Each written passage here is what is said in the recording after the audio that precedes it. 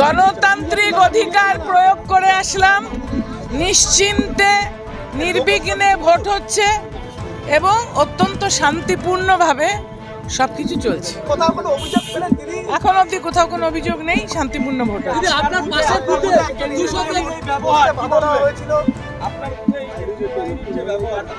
খুব সুন্দর ব্যবহার, কিচ্ছু ব্যবহার না, সেটা ওরা নিয়ম মেনে চলছে। আপনারা বুথের ভিতরে ঢুকতে চাইছিলেন কেন? বুথের ভিতরে তো আপনার ঢোকার কথা না। যে ভোটার নয় সে 200 মিটার দূরে থাকবে, যে ভোটার সে একজন একজন করে যাবে। কিছু তো নিয়ম আছে, কিচ্ছু একদম ঠিক ঠিক সঠিক বই মেনে তারা আইন মেনে কাজ করছে। একটু আগে 233 নম্বর আপনার পাশের বুথেই আপনার নির্বাচনী বুথ এজেন্টকে বসতে দেওয়ার একটা অভিযোগ উঠেছিল মোহাম্মদ সৈফুদ্দিন বাপি। তার বিরুদ্ধে মানে ও কাগজ জমা দেয়নি, তাই জন্য। কাগজ জমা দিলে ঠিক বসতে দেবে।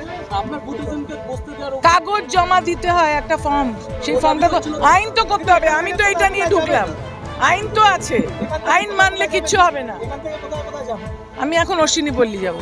দিদি তারপর সেন্ট্রাল এমনি কেন্দ্রীয় ভূমিকায় আপনি সন্তুষ্ট? নিশ্চয়ই সন্তুষ্ট এখন অবধি।